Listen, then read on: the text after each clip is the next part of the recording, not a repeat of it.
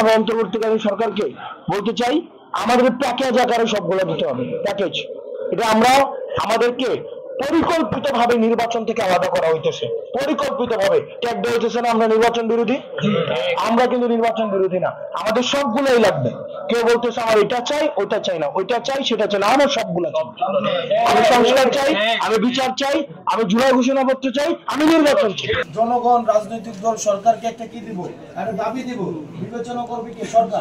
এখন বিবেচনা করছে কি বিএনপি। বিএনপি নাকি বিবেচনা করছে, তাহলে বিএনপি যদি রাজি হয় তাহলে হবে, রাজি না হয় তাহলে হবে না। আমি বিএনপি কে বলবো, দেখেন এই আপনাদের দীর্ঘ ১.৫ দশকের আপনাদের কর্মীদের রাজপথে আপনাদের কর্মীরা নির্যাতিত নিপীড়িত হয়েছে, তাদের রক্তের সাথে যেন কেউ বেমানি করতে না পারে, সেজন্য আপনাদের নেতাদের প্রতি আমাদের বিনীত আমাদের নিবেদন থাকবে। আপনাদের নেতাদেরকে কি করছেন না করছেন সেগুলো হচ্ছে ইতিহাস, সেটা ডিফাইন করবে। কিন্তু কর্মীদের রক্তের সাথে যদি বেমানি হয় তাহলে ইতিহাসে সেটা হচ্ছে দেউলিয়াত্বপূর্ণ হবে।